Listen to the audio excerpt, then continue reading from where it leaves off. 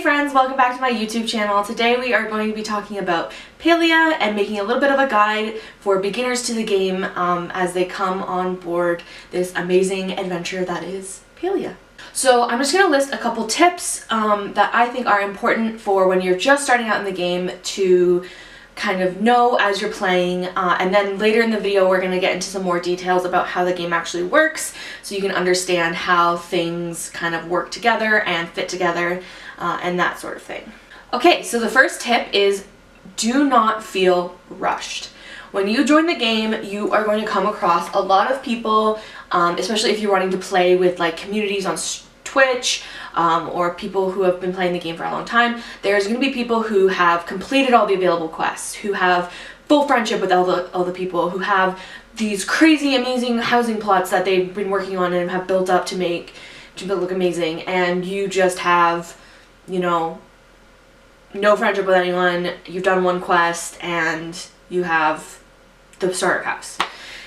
Don't feel like you need to rush to do anything, like you need to be getting things done as soon as possible. You need to be, this is not a race. It's about enjoying the game at your own pace, making sure you're, enjoying the quests, doing them at your own pace, enjoying everything the game has to offer without worrying about where other people are versus where you are. My second tip is to make sure you keep your focus bar full. Your focus bar is in the top left hand corner of your UI, and it is basically a meter that will go down every time you do any sort of activity that has to do with any of the skills. So if you cook, if you garden, if you fish, if you mine, anything, it takes some of your focus and gives you a XP boost to whatever you were doing. It's important to keep this full. You fill it by eating food, whether it's raw food or meals. That will increase your focus level, and then as it goes down as you use it, make sure you're refilling it. This is really important to gain levels really quickly early in the game, which you need to do in order to unlock things like better tools, things in the guild stores.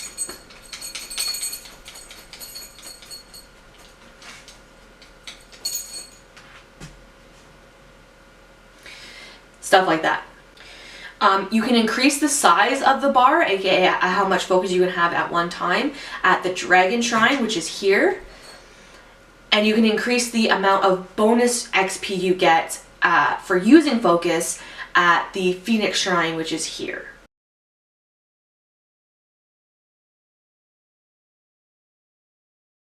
Tip number 3 is hoard, hoard, hoard. Make sure you're keeping as much stuff as you possibly can. It's going to be really difficult at the beginning of the game to do this because you don't have a lot of storage. You have to upgrade that as you play. But you will be needing these resources all the time. Like, you should basically never, if you can help it, sell any basic resources like wood, stone, ores. Like, you will need them eventually. My rule of thumb for when it comes to things like bugs and fish and hunting materials, I sell everything common, starred or unstarred. I keep starred uncommon and sell not starred uncommon. And I keep all rare or epic bugs or fish. That's because they are really, really hard to get, especially the epic ones. They are very, very, very rare. And you may need them later for a variety of things, whether it's gifting, whether it's the bundles, like whatever. Number 4 is to try to make as much money as possible. Money is another thing that you are going to be needing a lot at the beginning of the game. You need it to build your house, you need it to increase your inventory space, which is important, and you need it to increase your storage at home as well. The best way to make money in the early game I found was through farming, just passive farming as you play. Just every time you come back to your house to like drop off your inventory or whatever, just make sure you water your garden. I prefer to use tomatoes because they reproduce more times than just once. They produce, I think, 4 times before you have to replant them, and so those are really good. And if you are far enough that you have the preserves jars, I would also put them through there to get pickled tomatoes, which are worth slightly more than the normal tomatoes, but normal tomatoes sell for a lot as well. Another good thing to do for early game money is fishing. You can use bait while you fish, but you don't have to. You can just use a plain hook and you will still get fish. They're less valuable fish, but you will still get them. And that way you don't have to worry about keeping anything topped up as you play. You can just fish and fish and fish. Next best thing would be hunting. This I put after fishing because you need the ammo. In order to hunt, you have to have arrows to shoot at the creatures. So it's a little bit more resource intensive, but it also is, you can earn a lot more money than fishing in the early game. Kilima is a good place to make money, the starter area.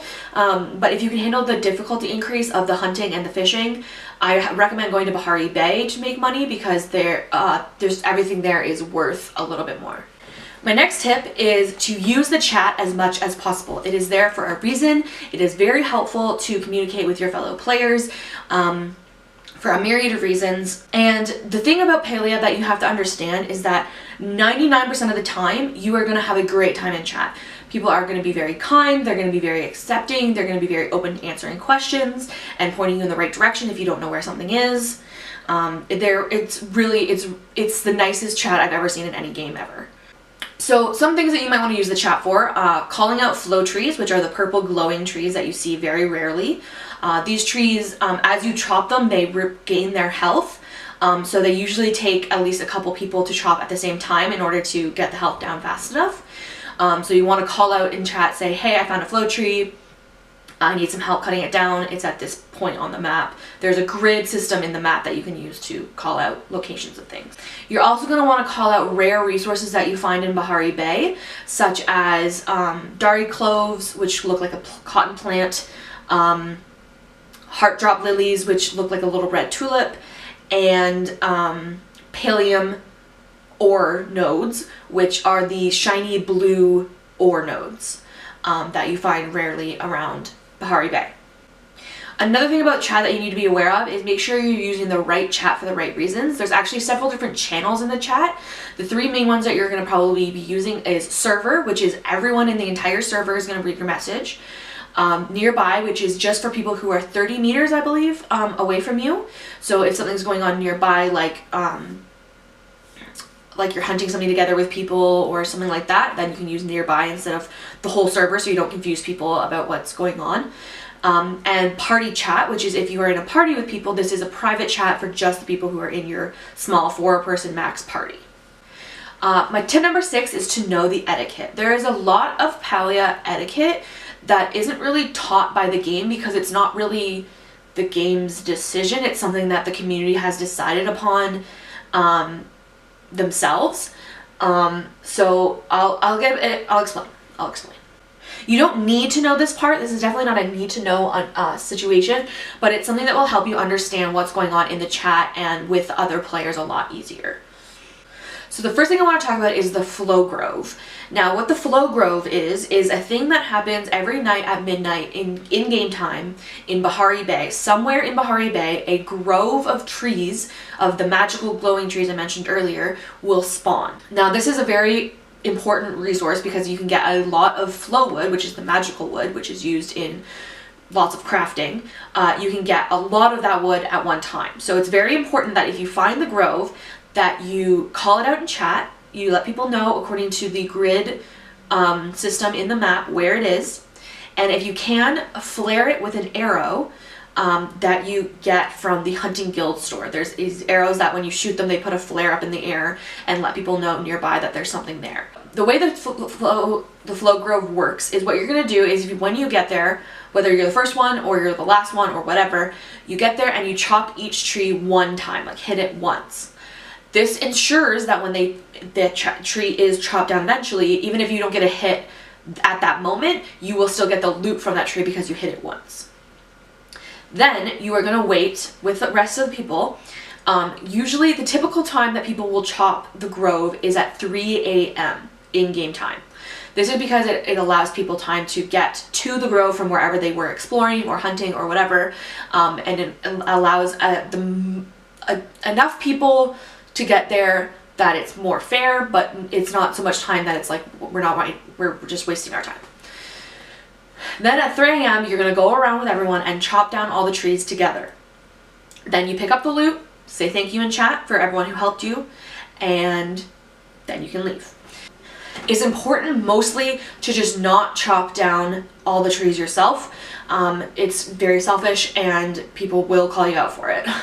There's also quite a bit of slang that the community has come up with in order to describe certain things in the game that you might see in chat and wonder what they're talking about because they're not the official names of things. So I'll explain a couple of those things to you right now.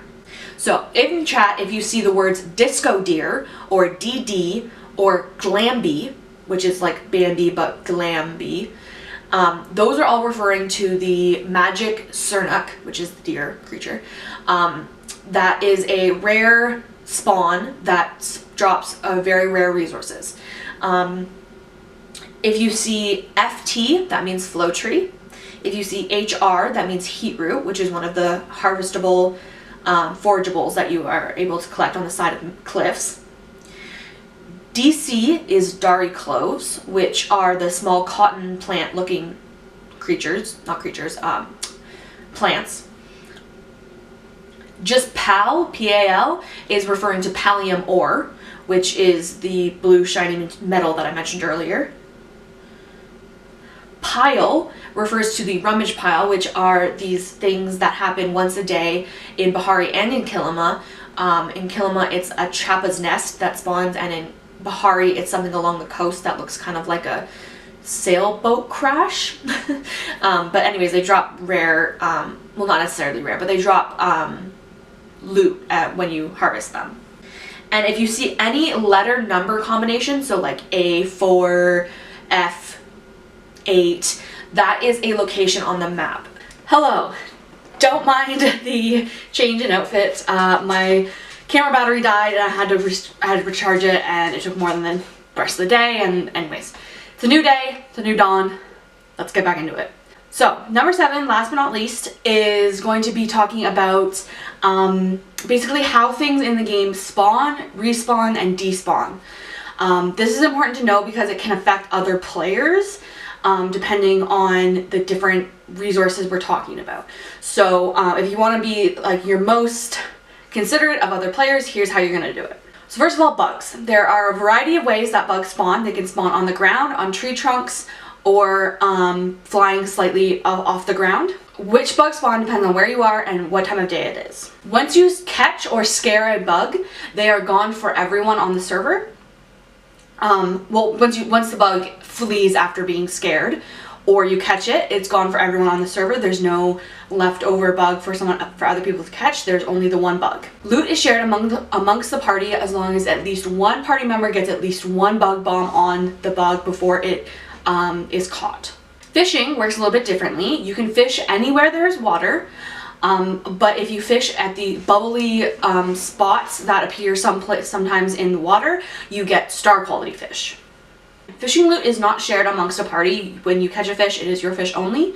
But if you are fishing near a party member, you have a chance of doubling your loot, and that means double fish, double chest, double anything you catch.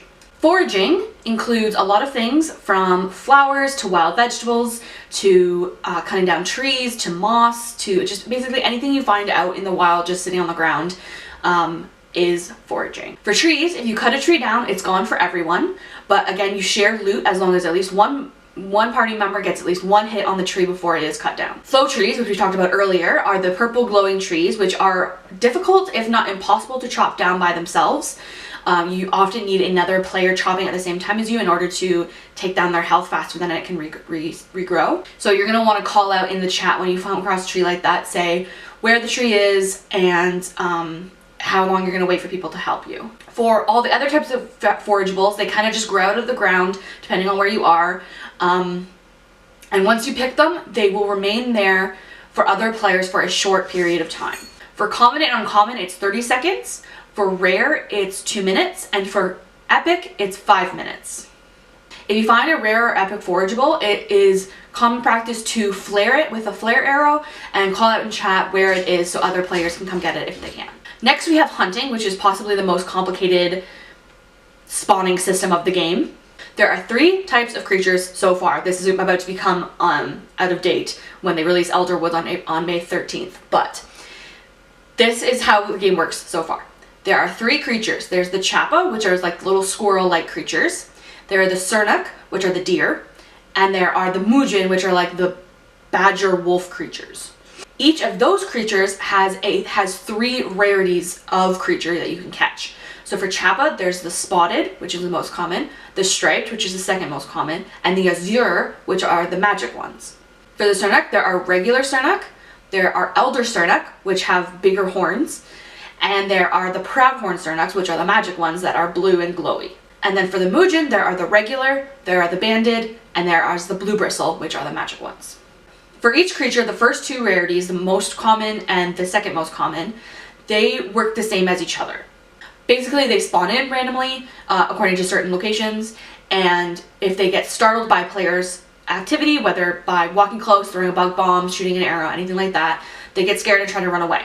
For Chappas, once they get scared and are running away, after a certain time, they will burrow into the ground and disappear for everyone forever. For Mujin, at a certain point, they will disappear into a tree to hide, but you can retrieve the Mujin by cutting down that tree, and it will spawn again next to where you cut down the tree, and you can continue hunting it. The Sernuks, they just run away, and after a certain point, they calm down and stop running and are huntable again. Now, the magical variations of each creature, the Azure Chappa, the Blue Bristle Mujin, and the Proudhorn Sernuk, they have their own individual rules about spawning and despawning. An Azure Chappa, which is like the white Chappa, when you startle it, it will split into multiple copies of itself, with one of them being the real one and the rest of them being clones.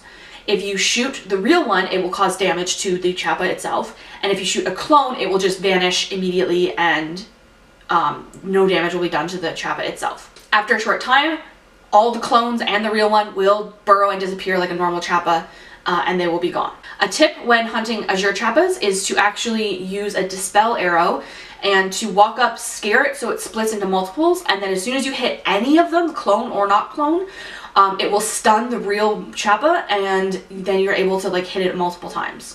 The Proudhorn Sernuks, which are the Glambies or disco deer, when they are startled, they will teleport away and will continue to run and teleport as they are chased down.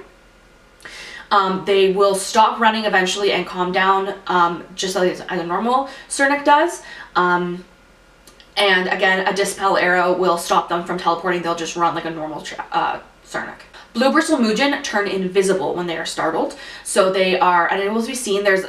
You can kind of see them a little bit. There's like a slight wibble in the air where they're standing, but it's very hard for them to see. And then they act like a regular Mujin where they run away and try to climb up a tree to hide. If you shoot them with a dispel arrow, they will become visible, but they will continue to run away and try to find a tree to hide in, as a regular Mujin does. Once a creature is killed, it is gone for everyone. If you are near a party member when you kill a creature, that party member will get the same loot as you for that creature. It's similar to the bugs. As long as at least one party member gets at least one shot on it before it is killed, everyone in the party will get the loot that's nearby. And finally, we have mining. Mining nodes tend to spawn around the bottom or top of cliffs, both in Kilima Valley and in Bahari Bay. Copper nodes, which also have a chance of spawning silver, can be found in Kilima Valley. Iron nodes with a chance of spawning gold can be found in Bahari Bay. And pallium nodes, which just have a chance of spawning pallium, can also be found in Bahari Bay, more rarely than iron. You also have a chance of getting gems from these nodes, depending on what type of node it is. There's a different subset of gems that are available for each type. When they are mined, the nodes will stay behind. You will see a shadow of them. They stay behind for other players to mine for a short period of time, similar to forageables. I'm unsure about exactly how long they stay around for. I think it might depend on what size of node it was. But that way, if you see a pallium node, which is very rare, you are able to flare it and call it out in chat, and more people will be able to come mine it, even if you mine it right away. If you are close to another party member as you or they mine a node, you both get the same loot from it. So like if you got a starstone, you both get the same starstone from it. If you are not near a party member when it is mined and you want to mine it as well, you can, but you won't get the exact same loot as the first person who mined it. Okay, I think that is all I wanted to say for my Palia beginner's guide. I know I just dumped a lot of information on you. All this information is available on the Palia wiki, which I'll put in the description. I also have a couple other resources that I'm going to put in the description, like paliatracker.com, which you can use to track all your collections and gifting people and stuff like that. A rummage pile finder. I have a couple resources that I'm going to put down in the description of the video that will hopefully help you out with that. But yeah, other than that, let me know if there's anything I missed in this video that you are wondering about. If you have any questions about Palia, please leave them in the comments down below and I'll do my best to answer them. Again, this guide is about to become very out of date as they are dropping a big expansion soon. But this is how it works as of Thursday, April 17th, 2025. So yeah, thank you so much for watching. I appreciate you and I'll see you in the next video. Later days.